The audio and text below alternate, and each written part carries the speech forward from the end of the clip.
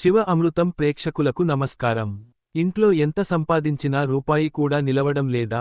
ఎప్పుడు ఏదో ఒక రూపంలో అనారోగ్య సమస్యలు, అప్పుల బాధలు, లేదా లేనిపోని ఇబ్బందులు మిమ్మల్ని వేధిస్తున్నాయా? ఎంత కష్టపడినా అదృష్టం కలిసిరావడం లేదు.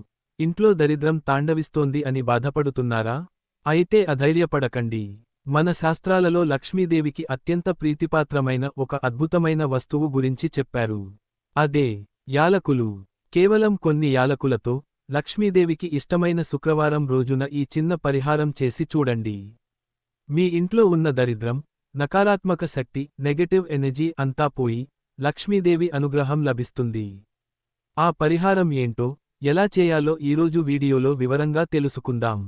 వీడియోను ఎక్కడా స్కిప్ చేయకుండా చివరి వరకు చూడండి.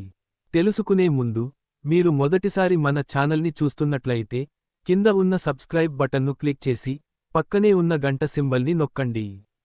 దీనివల్ల మేము పెట్టే ప్రతి భక్తి సమాచారం మీకు ముందే అందుతుంది. ఇక పరిహార విషయానికి వస్తే, ఈ పరిహారాన్ని మనం శుక్రవారం రోజు ఉదయం కానీ లేదా సాయంత్రం ప్రదోష సమయంలో కానీ చేసుకోవచ్చు.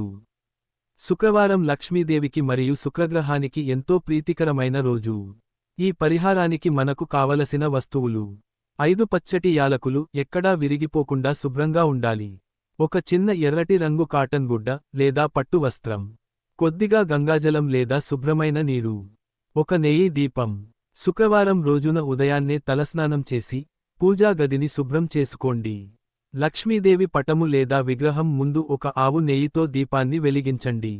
ఇప్పుడు ఒక ప్లేట్ తీసుకుని అందులో మనం తీసుకున్న ఎర్రటి వస్త్రాన్ని పరవాలి. ఆ వస్త్రంపై 5 యాలకులను ఉంచండి. వాటిపై కొద్దిగా కుంకుమ, అక్షతలు చల్లండి.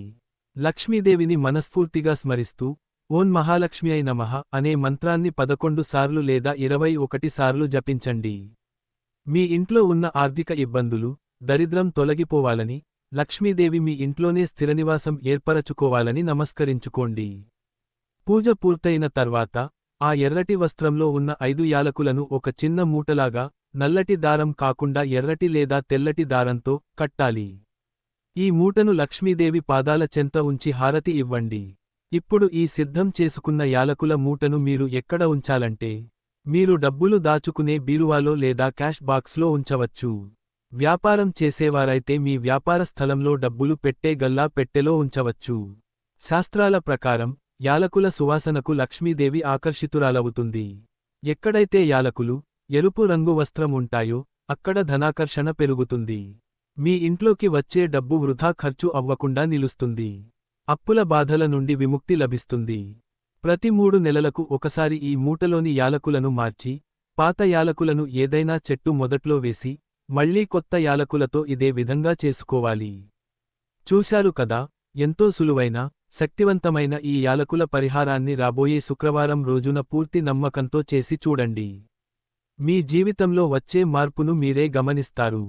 ఈ సమాచారం మీకు నచ్చినట్లయితే ఈ వీడియోను లైక్ చేయండి. మీ స్నేహితులకు, బంధువులకు షేర్ చేయండి. మరిన్ని ఇలాంటి ఆధ్యాత్మిక, జ్యోతిష్య పరిహారాల కోసం మన శివ అమృతం ఛానల్ని ఇప్పుడే సబ్స్క్రైబ్ చేసుకోండి.